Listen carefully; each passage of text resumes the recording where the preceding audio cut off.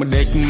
បានជាលួចសាច់ឲ្យខ្ញុំរឿងអ្វីប្រាប់មកឲ្យចំកុំសាច់កុំយំណាស្រីបើមិនស្មាំងប្រាំចោះចរណៃ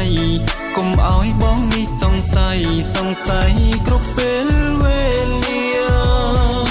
បើស្អប់ខ្ញុំកុំសាច់ឲ្យលឺហើយស្រីកុំសាច់បាញ់ឈឺឲ្យខ្ញុំកាត់ទុកក្រមគ្រាបើស្រីមិនមេត្តាកុំសាច់បាញ់ឈឺចិន្តាស្នេហាគ្មានបងខំទេគុំសាច់ហើយលួចសាច់ទីអើយចង់អៀតទ្រង់ឥតលហើយបើស្នេហ៍មិនពិតសូមវមិតកុំតាមផ្ដន់ទា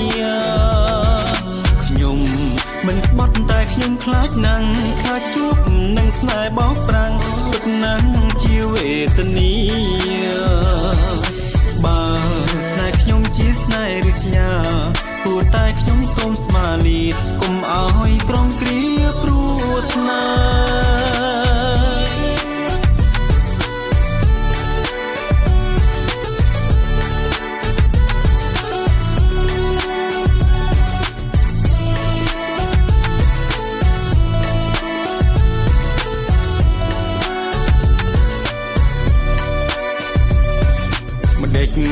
បានជាលួចសាច់ឲ្យខ្ញុំរឿងអ្វីប្រាប់មកឲ្យចំកុំសាច់កុំយំណា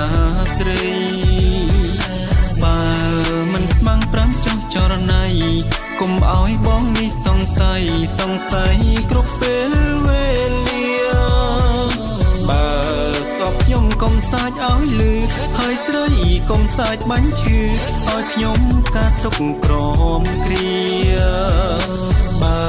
ស្រីមិនមេត្តាកុំសាច់បាញ់ឈឺចិន្តាស្នេហាគ្មានបងខំទេគុំ